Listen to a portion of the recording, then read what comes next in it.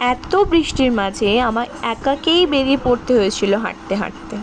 Hello লাভলিজ, আমি makeup artist mehndi চলে এলাম তোমাদের সঙ্গে একটা নতুন মিনি ব্লগ শেয়ার করার জন্য। কাজের লোকেশন বাড়ি থেকে কিছুটা দূরত্বে হওয়াতেই হাঁটতে হাঁটতে বেরিয়ে পড়েছিলাম আমি একাই। এই দুঃসাহসিকতা তুলে যে আমি কি বড় ভুল করেছিলাম সেটা আমি টের পাই ঠিক যখন বেরিয়ে পড়েছিলাম তখনই। দুটো বড় বড় ব্যাগ নিয়ে বৃষ্টি ভেজা রাস্তায় কী যে বাজে অবস্থা সেটা আমি বলে বোঝাতে পারবো না।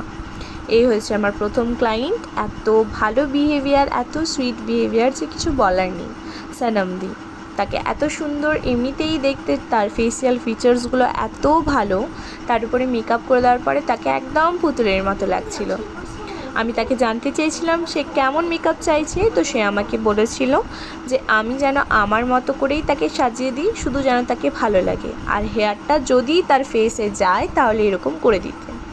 মেকআপ করার সময় কিন্তু সে ভীষণ কনফিউশনে ছিল যে তাকে কেমন লাগবে। হ্যাঁ, অবশ্যই এই আরেকটা কথা না বললেই নয়, তোমরা অবশ্যই ভাবছো যে এরকম কেন ঘুম করিয়ে করিয়ে মেকআপটা করছি। স্পেসটা অনেকটা কম থাকায় আমি তাকে বলেছিলাম তুমি ঘুমিয়ে পড়ো, আমি তোমার মেকআপটা করে দিচ্ছি। এই হয়েছে আমাদের ব্রাইড, যার কিনা একটা সিম্পল ব্রাইডাল মেকআপের বুকিং ছিল। মেকআপ করে দেওয়ার পরে তার রিভিউও খুব সুন্দর দিয়েছে সে, তাকে নাকি খুব সুন্দর লাগছিল, সে নিজেই বলেছে। চলো দেখা হবে নেক্সট কোনো ভ্লগে, এখনের জন্য টাটা।